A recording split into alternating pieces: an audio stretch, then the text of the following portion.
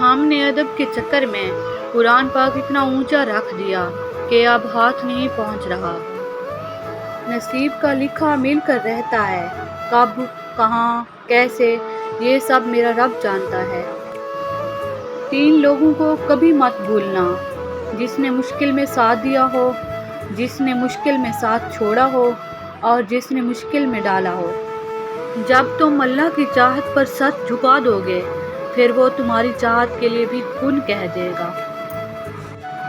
وقت، دوست اور رشتے، یہ وہ چیزیں ہیں جو مفت میں ملتی ہیں، مگر ان کی قیمت کا تب پتہ چلتا ہے جب یہ کہیں کھو جاتے ہیں۔ نیم کے پیڑ کم ہو رہے ہیں اور گھروں میں کڑواہٹ بڑھتی جا رہی ہے، زبان سے مٹھاس کم ہو رہی ہے اور جسم میں شوگر بڑھتی جا رہی ہے۔ کوئی انسان برا نہیں ہوتا، بس کبھی کبھی اس سے برا ہو جاتا ہے، لیکن بڑی بات برائی ہونا نہیں، بلکہ برائی کو وقت پر سمجھ کر ختم کرنا ہے۔ عبادات ضرور کیجیے، مگر معاملات پر بھی توجہ دیں۔ کعبے کے چکر لگانے سے لوگوں کو دیے ہوئے چکر معاف نہیں ہوتے۔ ایک دوسرے کے رزق پر نظر مت رکھو، کیونکہ اللہ تعالیٰ سے بہتر کوئی تقسیم نہیں کر سکتا۔ خوشیاں آپ کے سوچ و فکر کی خصوصیات پر منحصر کرتی ہیں اور آپ کے سوچ و فکر کی خصوصیات اس بات پر منحصر کرتی ہے کہ آپ کس طرح کے لوگوں سے میل جول رکھتے ہیں۔ جو آپ سے تنگ ہو اسے چھوڑ دیا کریں، اسے خود کو چھوڑ جانے کی زحمت بھی نہ دیں، بوجھ بننے سے یاد بن جانا بہتر ہے۔ ایسی غربت پر صبر کرنا جس میں عزت محفوظ ہو، اس امیری سے بہتر ہے جس میں ذلت و رسوائی ہو۔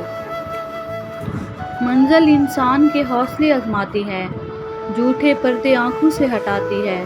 کسی بھی چیز سے ہمت مت ہارنا، کیونکہ ٹھوکر ہی انسان کو چلنا سکھاتی ہے۔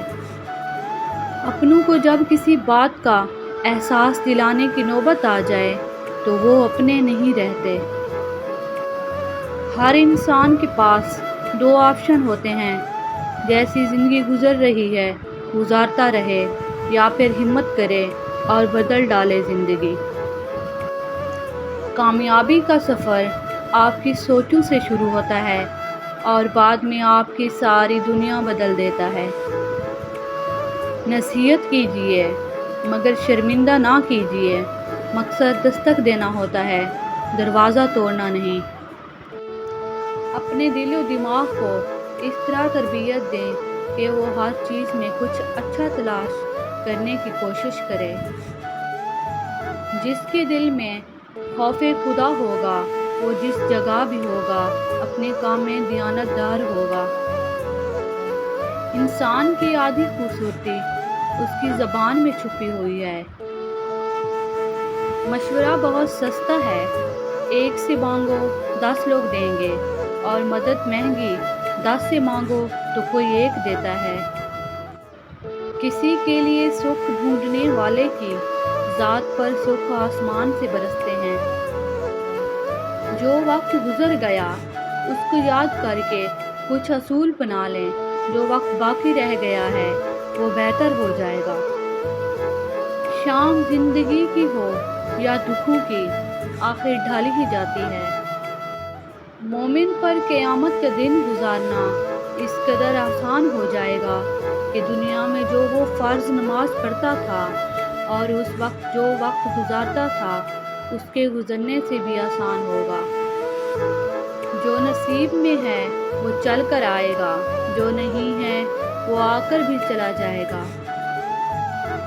بعض جھوٹے پیروں کے بڑے بڑے القاب اور ان کی میٹھی میٹھی باتیں مرید کی زندگی کو برباد کر دیتی ہیں۔ روح کی غذا اللہ کی محبت ہے۔ جب تک روح کو غذا میسر نہیں آتی، آدم ذات سب کچھ ہوتے ہوئے بھی بے چین رہتا ہے۔ لوگ یہ نہیں جانتے کہ قیامت والے دن ان کے ساتھ کیا ہوگا، لیکن یہ ضرور جانتے ہیں کہ دوسروں کے ساتھ کیا ہوگا۔